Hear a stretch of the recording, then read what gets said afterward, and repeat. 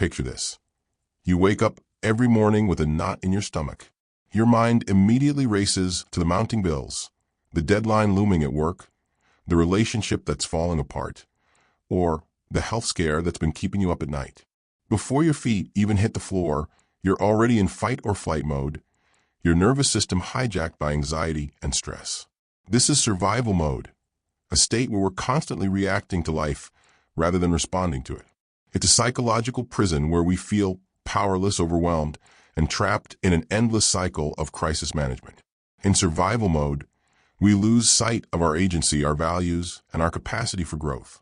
We become victims of circumstance, tossed around by external events like leaves in a hurricane.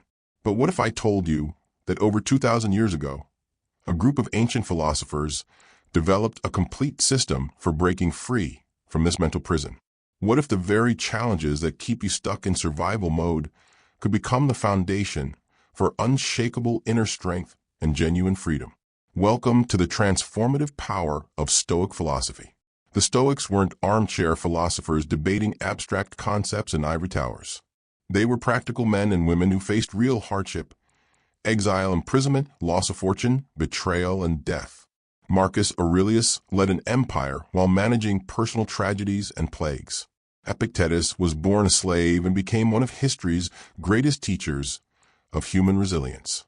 Seneca navigated the treacherous politics of imperial Rome while building immense wealth and wisdom. These individuals didn't just theorize about overcoming adversity. They lived it. And from their experiences, they distilled 4 profound lessons that can liberate anyone from the tyranny of survival mode. Today, we'll explore these 4 transformative Stoic principles that will shift you from reactive victim to empowered creator of your own experience. These aren't just philosophical concepts. They're practical tools that will rewire your brain, strengthen your character, and give you unshakable peace regardless of external circumstances. Lesson 1. Master the dichotomy of control, the foundation of mental freedom. The first and most fundamental Stoic lesson is understanding what the Romans called the dichotomy of control. This single concept, when truly understood and applied, has the power to eliminate 90% of human suffering and anxiety. Epictetus, who knew intimately what it meant to have no control over external circumstances, taught his students, some things are within our power, while others are not. This isn't just philosophical speculation. It's the bedrock of mental freedom, what we cannot control. Let's be brutally honest about what lies outside our control. We cannot control other people's actions, thoughts, or feelings. We cannot control the weather, the economy, or global events. We cannot control our past or guarantee our future. We cannot control natural disasters, accidents, or even our own mortality. We cannot control how others perceive us, whether they like us or how they respond to our efforts. This might sound depressing, but it's actually liberating. Think about how much mental energy you waste trying to control these uncontrollable things. How many sleepless nights have you spent worrying about what others think of you? How much stress have you created trying to change someone else's behavior? How many times have you felt frustrated because external events didn't unfold according to your preferences? When you're in survival mode, you're constantly fighting battles you cannot win. You're like a person trying to stop the rain by yelling at the clouds, or attempting to control the stock market by watching financial news obsessively. It's not just futile, it's exhausting. What we can control. Now here's where the magic happens. While the list of things outside our control is vast, the things within our control are incredibly powerful. We control our judgments about events. We control our responses to circumstances. We control our values and principles. We control our effort and preparation. We control what we focus on and how we interpret experiences. Most importantly, we control our choices in each moment. Marcus Aurelius reminded himself daily, you have power over your mind, not outside events. Realize this, and you will find strength. This isn't positive thinking or denial of reality. It's the recognition that between stimulus and response lies our power to choose. The practice, the control journal. Here's a practical exercise that will begin rewiring your brain immediately. For the next week, carry a small notebook or use your phone to create what I call a control journal. Every time you feel stressed, anxious, or frustrated, pause and ask yourself, is this within my control or outside my control? If it's outside your control, write it down in the outside column and practice letting it go. If it's within your control, write it down in the inside column and identify one specific action you can take. For example, outside my control, my boss's mood, the traffic jam, my friend's reaction to my text. Inside my control, how I respond to my boss, how I use time stuck in traffic, how I communicate with my friend. This simple practice will begin to shift your focus from what's happening to you to what you can do about it. You'll start to see that most of your stress comes from trying to control the uncontrollable. The transformation from victim to agent. When you truly internalize the dichotomy of control, something profound happens. You stop being a victim of circumstances and become an agent of your own experience. External events lose their power to disturb your peace because you're no longer dependent on them for your well-being. This doesn't mean you become passive or indifferent. In fact, the opposite is true.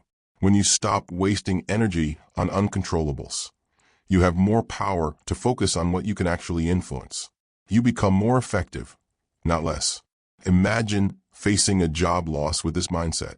Instead of spiraling into panic about things you can't control, the company's decision, the economy, other people's opportunities, you focus entirely on what you can control. Updating your resume, networking, learning new skills, managing your finances, and maintaining your mental health during transition. The job loss is the same external event, but your experience of it is entirely different. You're no longer in survival mode, reacting with fear and desperation. You're in response mode, acting with clarity and purpose. Lesson 2. Practice negative visualization, building psychological resilience. The second transformative Stoic practice might seem counterintuitive at first, but it's one of the most powerful tools for breaking out of survival mode. Negative visualization, or what the Stoics call premeditatio malorum, the premeditation of evils. This isn't about being pessimistic or attracting negative outcomes through negative thinking. It's about building psychological immunity to life's inevitable challenges while simultaneously cultivating gratitude for what we have. Why we stay stuck in survival mode. One reason we remain trapped in survival mode is that we're constantly blindsided by life's challenges. We live in denial of life's fundamental unpredictability, creating elaborate mental stories about how things should be. When reality doesn't match our expectations, we panic. We also take our current circumstances for granted. We assume our health, relationships, job, and freedom will always be there. This assumption makes us psychologically fragile. When something goes wrong, we're not just dealing with the actual problem. We're dealing with the shock that such a thing could happen to us. The ancient practice of mental preparation. The Stoics understood that the mind, like the body, could be trained to handle stress. Just as we might gradually expose ourselves to cold water to build physical tolerance, we can gradually expose ourselves to life's potential challenges to build psychological resilience. Seneca practiced this regularly.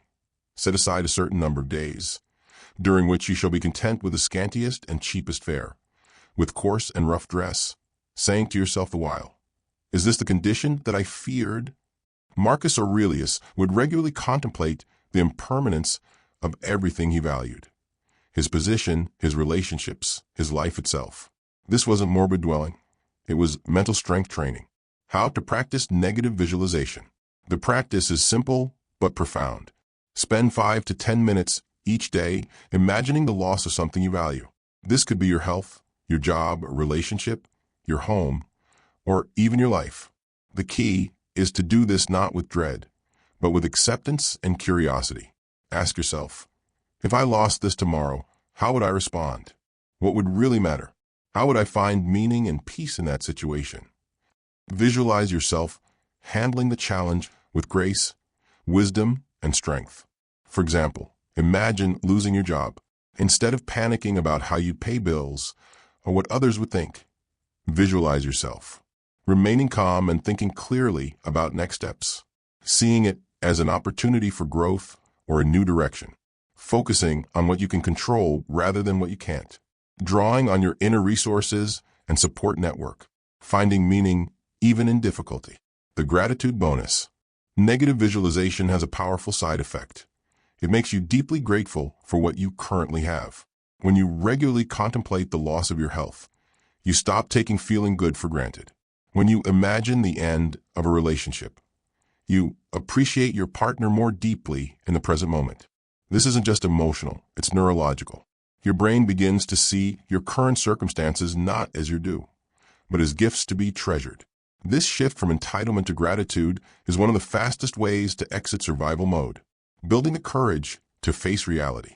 Most people in survival mode are actually afraid of their own fears. They're so terrified of imagining worst-case scenarios that they live in a constant state of low-level anxiety, always worried that the other shoe will drop. Negative visualization does the opposite.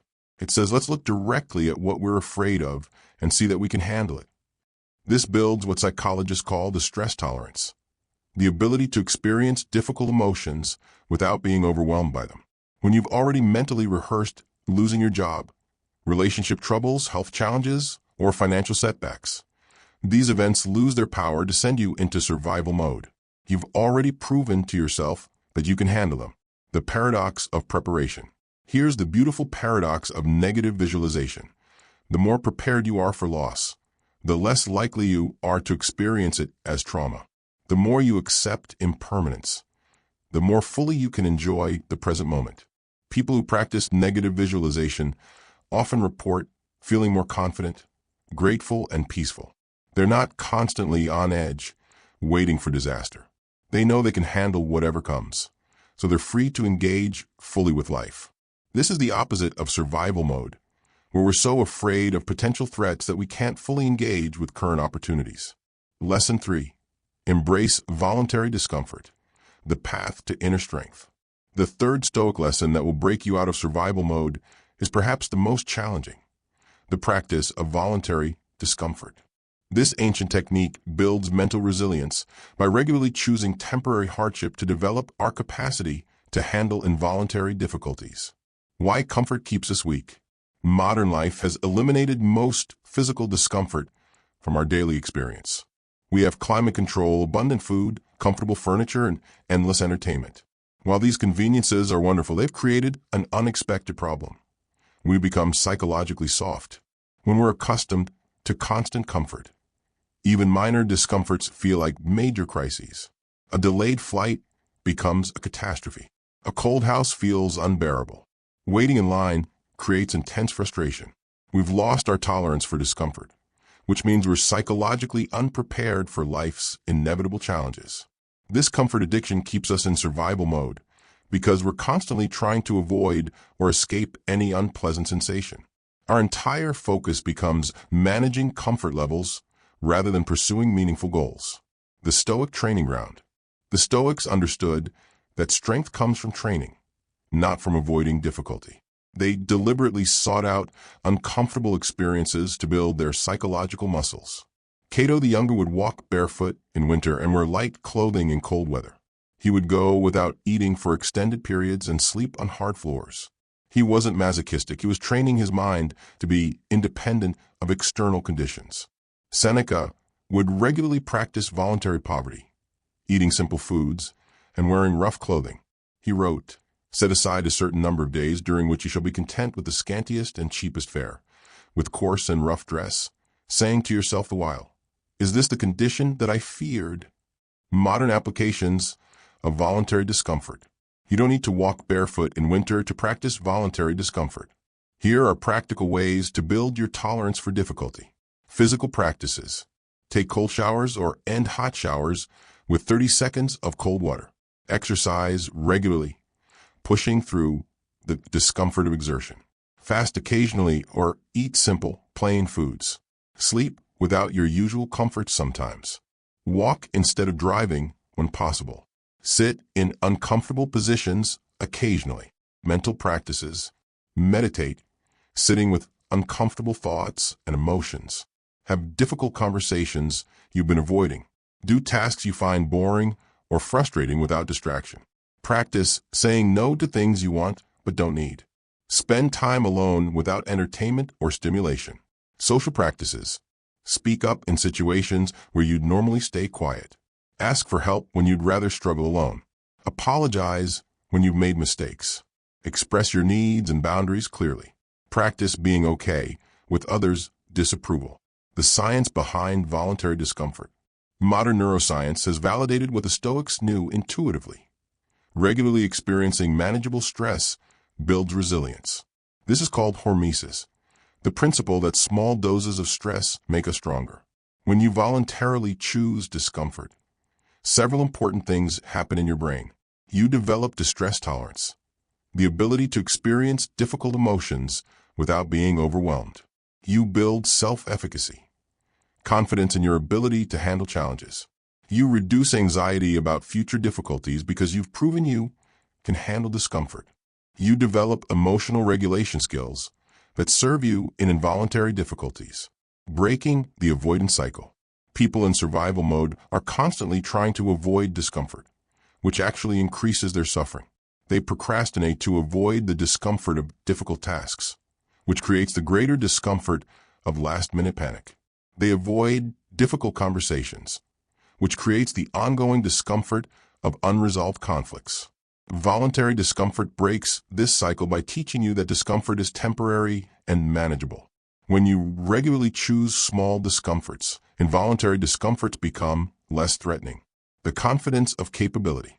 Here's what happens when you practice voluntary discomfort consistently. You develop unshakable confidence in your ability to handle whatever life throws at you. You know that you can be hungry and be okay. You know that you can be cold and survive. You know that you can feel anxious and still function. This knowledge is incredibly liberating. You're no longer at the mercy of circumstances because you know you can handle difficult circumstances. You're not in survival mode because you've proven to yourself that you can do more than just survive. You can thrive even in difficulty. The paradox of strength through struggle. The beautiful paradox of voluntary discomfort is that by choosing difficulty, you make life easier. By regularly experiencing manageable hardships, involuntary hardships become more manageable. A person who regularly exercises can climb stairs without getting winded. A person who practices cold exposure isn't miserable when the heat breaks. A person who regularly fasts doesn't panic when they're stuck somewhere without food. Similarly, a person who practices voluntary emotional discomfort doesn't fall apart when life presents involuntary emotional challenges. Lesson 4. Focus on your character, not your circumstances. The ultimate freedom. The fourth and final Stoic lesson that will liberate you from survival mode is perhaps the most profound. Shifting your focus from trying to improve your circumstances to developing your character. This single shift transforms you from a victim of external events into the architect of your own virtue and peace. The circumstance trap. Most people in survival mode are completely focused on changing their external circumstances. They believe that happiness, peace, and fulfillment will come when they get the right job, find the right relationship, make enough money, lose enough weight, or solve their current problems. This creates a perpetual state of dissatisfaction because external circumstances are largely outside our control and constantly changing. Even when we achieve our goals, new problems arise, and we find ourselves back in survival mode trying to fix the next set of circumstances. The Stoics recognized this as a fundamental error in human thinking. They understood that our experience of life is determined not by what happens to us, but by who we are when it happens. What character really means. In Stoic philosophy, character isn't about being a good person in some abstract moral sense. It's about developing specific virtues that make you psychologically invulnerable to external circumstances. The 4 cardinal virtues are wisdom, Sophia, the ability to see reality clearly, make good decisions, and understand what truly matters. Wisdom helps you distinguish between what's important and what's merely urgent, between what's true and what's opinion. Justice, decay assign the commitment to treating others fairly and fulfilling your obligations. Justice includes honesty, integrity, and consideration for others. It's about being the kind of person who makes the world better. Courage, Andrea, the strength to do what's right even when it's difficult, scary, or unpopular. Courage isn't the absence of fear. It's action in the presence of fear. Temperance, Sophocine, self-discipline and moderation. The ability to control your impulses, delay gratification, and maintain balance in all areas of life. The character versus circumstances experiment. Here's a thought experiment that illustrates the power of focusing on character over circumstances. Imagine two people lose their jobs on the same day. Person A focuses on circumstances. They panic about money, blame the economy, gossip about their former boss, send out desperate resumes, and spend their days worrying about the future. Their self-worth is tied to their employment status. Person B focuses on character. They acknowledge the difficulty but see it as an opportunity to practice courage, wisdom, and temperance. They use the time to reflect on what they really want from their career. They network with integrity. They manage their finances responsibly. And they maintain their daily practices of growth and self-care. Both people face the same external circumstance, but their experiences are completely different. Person A is in survival mode, while Person B is in growth mode. The daily character audit. Marcus Aurelius kept a daily journal where he reflected on his character development. He would examine his thoughts, actions, and motivations, always asking how he could embody virtue more fully. You can develop this practice by asking yourself these questions each evening. Wisdom questions. What did I learn today? Where did I act on assumptions rather than facts? What decisions reflected my true values? Justice questions. How did I treat others today? Where did I fulfill my obligations? How did I contribute to the common good? Courage questions. What did I do today despite feeling afraid? Where did I speak up for what's right? How did I face difficulty with strength? Temperance questions. Where did I practice self-discipline? How did I maintain balance in my life? What impulses did I manage well? Character as your portable paradise. The beautiful thing about focusing on character is that it's completely portable. You can be virtuous regardless of your circumstances. You can practice wisdom in poverty or wealth, courage in safety or danger, justice in friendship or conflict, temperance in abundance or scarcity. This is what Epictetus meant when he said, "No one can harm you without your permission." External events cannot touch your character unless you allow them to. Your virtue is the one thing that truly belongs to you and cannot be taken away. The paradox of character focus. Here's the remarkable paradox. When you stop trying to improve your circumstances and focus on developing your character, your circumstances often improve naturally. This happens for several reasons. When you develop wisdom, you make better decisions. When you practice justice, people want to work with you. When you embody courage, you take meaningful risks. When you exercise temperance, you avoid self-destructive behaviors. But even more importantly, you stop needing your circumstances to be different in order to be happy. You find peace not because everything's going well, but because you're becoming the kind of person who can find meaning and purpose regardless of external conditions. Living as a philosopher. The ultimate goal of Stoic practice isn't to eliminate all problems from your life. It's to become the kind of person who can face any problem with wisdom, justice, courage, and temperance. It's to live as what the Stoics called a philosopher, not someone who just thinks about wisdom, but someone who loves and pursues wisdom in daily life. When you focus on character over circumstances, you break free from survival mode permanently. You're no longer at the mercy of external events because your well-being comes from within. You become what Marcus Aurelius called a citizen of the cosmos, someone who belongs everywhere because they found their home in virtue itself. Integration, putting it all together. Now that we've explored all 4 Stoic lessons, let's see how they work together to create a complete system for breaking out of survival mode and living with authentic freedom and peace. The Stoic framework in action. Imagine you're facing a major life challenge, perhaps a serious health diagnosis. Here's how these 4 lessons would guide your response. Lesson 1: Dichotomy of control. You immediately sort your thoughts into what you can and cannot control. You cannot control the diagnosis itself, the prognosis, or other people's reactions. You can control your treatment decisions, your lifestyle changes, your attitude, and how you spend your remaining time. Lesson 2: Negative visualization. You're not blindsided by this challenge because you've already contemplated mortality and health challenges. You've mentally rehearsed facing difficulty with grace, so you're psychologically prepared. Lesson 3: Voluntary discomfort.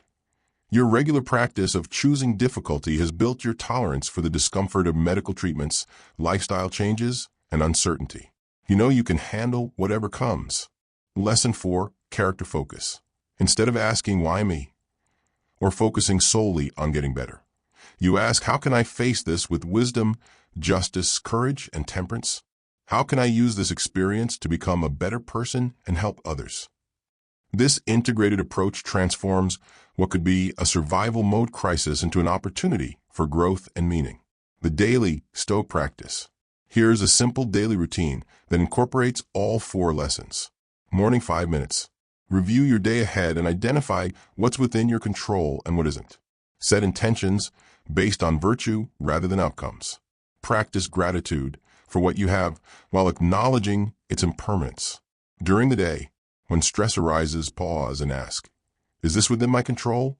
Choose one small voluntary discomfort. Before reacting to any situation, ask, how would a wise, just, courageous, and temperate person respond? Evening 5 minutes. Review your day through the lens of the 4 virtues. Acknowledge where you stayed in survival mode and where you transcended it. Plan tomorrow's character development, the transformation timeline. Understanding these concepts intellectually is just the beginning. True transformation happens through consistent practice over time. Here's what you can expect. Week 1 to 2. Initial awareness. You'll start noticing when you're in survival mode and when you're operating from Stoic principles. This awareness alone begins to create change. Month 1, building habits. The daily practices become more natural. You'll have moments of real peace and clarity, even in difficult situations. Month 2 to 3, deepening resilience. Challenges that used to send you into panic mode become manageable. You start to trust your ability to handle whatever comes. Month 4 to 6, integrated wisdom. The Stoic mindset becomes your default rather than something you have to consciously remember. You find yourself naturally focusing on character over circumstances. Year 1 plus, lasting transformation. You've broken free from survival mode permanently. Life still has challenges, but you face them as opportunities for growth rather than threats to your peace. Common obstacles and how to overcome them. This seems too difficult. Start small. Practice one principle at a time. Even tiny shifts in perspective can create significant changes in your experience. I don't have time for daily practice. The practices take 10 to 15 minutes total per day. You likely spend more time than that worrying about things outside your control. It feels selfish to focus on my character. Developing virtue makes you more capable of helping others. A person operating from wisdom, justice, courage, and temperance contributes more to the world than someone stuck in survival mode. What if something really terrible happens? The Stoics faced exile, imprisonment, loss of family, and death with these principles. If they could maintain peace in extreme circumstances, these tools can help you with whatever you're facing. The ripple effect. When you break free from survival mode using Stoic principles, the impact extends far beyond your own life. Your family sees a calmer, more present version of you. Your coworkers benefit from your clarity and wisdom under pressure. Your community gains a person who contributes rather than just consumes. You become what the Stoics called a sage, not perfect, but consistently growing in wisdom and virtue. You model for others what it looks like to live with authentic freedom and peace. Conclusion. Your journey from survival to thriving. We began this exploration in the prison of survival mode, that exhausting state where we're constantly reacting to life rather than responding from a place of wisdom and strength. We've journeyed through 4 profound Stoic lessons that offer a complete path to freedom. The dichotomy of control teaches us to focus our energy on what we can actually influence, freeing us from the futile struggle against unchangeable circumstances. Negative visualization builds our psychological resilience while cultivating deep gratitude for what we have in this moment. Voluntary discomfort strengthens our ability to handle life's inevitable challenges with grace and confidence. Character focus shifts our attention from trying to control outcomes to developing the virtues that make us truly free regardless of circumstances. These aren't just philosophical concepts. They're practical tools that have helped millions of people over thousands of years find peace, purpose, and strength in the face of life's challenges. The choice before you. Right now you stand at a crossroads. You can continue living in survival mode, constantly stressed about things outside your control, fragile in the face of difficulty, and dependent on external circumstances for your peace and happiness. Or you can choose the path of the Stoic, the path of wisdom, justice, courage, and temperance. The path that leads from survival to thriving, from reaction to response, from victim to victor. This choice isn't made once. It's made every moment of every day. Each time you face a challenge, you can ask, am I responding from survival mode or from Stoic wisdom? Your Stoic legacy. 2,000 years from now, the specific details of your current problems will be forgotten. The bills you're worried about, the relationship drama, the career setbacks, none of that will matter to history. But the person you become through facing these challenges with virtue and wisdom, that matters eternally. The character you develop, the example you set, the people you influence through your growth. This creates a legacy that ripples through generations. Marcus Aurelius never intended for his personal journal to be read by millions of people across centuries. He was simply trying to live each day with wisdom, justice, courage, and temperance. Yet his commitment to virtue continues to transform lives today. Your commitment to these principles might seem small and personal, but it contributes to the great human project of growing in wisdom and compassion. Every moment you choose virtue over comfort, courage over safety, wisdom over convenience, you add to the sum total of human flourishing, the freedom that cannot be taken. In the end, the greatest gift of Stoic philosophy is the recognition that no external circumstance can rob you of your essential freedom. The freedom to choose your response, to grow in virtue, and to find meaning in whatever situation you face. This is the freedom that Epictetus maintained even as a slave, that Marcus Aurelius held onto even as emperor, that Seneca preserved even facing death. It's the freedom that countless others have discovered through 2 millennia of practicing these principles. It's the freedom that's waiting for you right now, in this moment, regardless of your circumstances. You don't need to wait for your situation to improve. You don't need to solve all your problems first. You don't need anyone's permission or approval. You can step out of survival mode and into true freedom simply by choosing to see your current challenges as opportunities to practice wisdom, justice, courage, and temperance. The Stoics understood that we cannot control what happens to us, but we have complete control over what we do with what happens to us. In that space between stimulus and response lies our power. The power to transform any situation into an opportunity for growth, any challenge into a chance to practice virtue, any moment into a step toward the person we're meant to become. This is your invitation to join the ranks of those who have chosen the harder but infinitely more rewarding path, the path of a philosopher, the path of virtue, the path that leads from survival mode to a life of authentic meaning, unshakable peace, and true freedom. The ancient wisdom is waiting. The practices are proven. The only question remaining is, will you choose to begin? Your journey from survival to thriving starts now, with this moment, with this choice, with this commitment to see life not as something that happens to you, but as something you have the power to shape through your character, your responses, and your unwavering dedication to becoming the person you were meant to be. Welcome to the path of the Stoic. Welcome to your freedom. You have power over your mind, not outside events. Realize this, and you will find strength. Marcus Aurelius. The journey of 1,000 miles begins with a single step. Your journey out of survival mode begins with the next choice you make.